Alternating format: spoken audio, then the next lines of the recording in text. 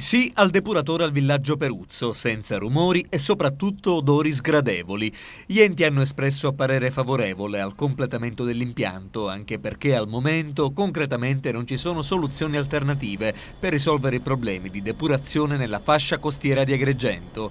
La soprintendenza ha confermato l'ok del 2002, ma dal tavolo tecnico, ha affermato il sindaco Marco Zambuto, è emersa come prioritaria la necessità, a prescindere dalla costruzione del depuratore al villaggio Peruzzo, di realizzare in tempi brevi interventi a tutela del centro abitato della frazione. L'assessorato regionale Territorio e Ambiente, ha rimarcato Zambuto, stando al PAI, ritiene indispensabile la realizzazione di opere per mitigare il rischio di esondazione del vicino fiume Acragas.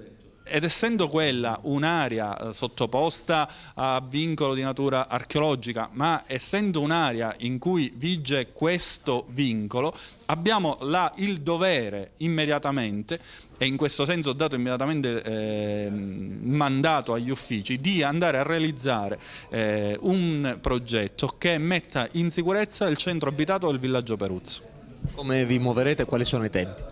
I tempi saranno immediati, da qui a 15 giorni l'ufficio predisporrà un piano di fattibilità che sarà messo poi, che diventerà progetto per avere l'autorizzazione e il parere favorevole di tutti gli enti che ieri hanno partecipato alla conferenza di servizi. Ma la realizzazione del depuratore al villaggio Peruzzo basterà a risolvere i problemi di smaltimento dei liquami fognari e ad avere a Salleone il mare pulito, anche in considerazione dell'aumento della popolazione, specie nella stagione estiva?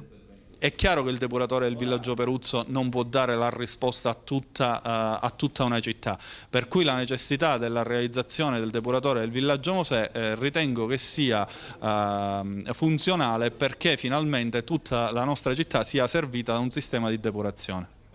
Alla conferenza stampa hanno partecipato tra gli altri anche gli esponenti di associazioni ambientaliste, di movimenti civici e qualche residente di villaggio Peruzzo. Se è fatto qualcosa, si comincia a fare qualcosa, speriamo che si continui verso questa strada. Il discorso della sicurezza degli abitanti del villaggio Peruzzo è un problema che anche noi avevamo sollevato, quindi che questo sia un avvio di una soluzione per un problema della depurazione. Abbiamo avuto un risvolto che anche oltretutto quelli che abitano là saranno salvaguardati eventualmente da un'esondazione che finora non era prevista. Dopo il problema maggiore è quello che noi abbiamo chiesto una mappatura e a quanto sembra fra poco ci sarà. Tutti quelli perciò che non usufruiscono del depuratore non pagheranno la depurazione. Ma se è vero quello che vogliono fare, un muro a protezione del depuratore, mi sembra una cosa un po' strana. Non ci sono i soldi per asfaltare le strade e si va a progettare un muro che dovrebbe salvaguardare tutta la zona. Cioè, mi è sembrato un modo per allungare un po' la situazione, aspettare ancora altri anni e bloccare sempre questo progetto. Cioè, non la vedo fattibile, ecco.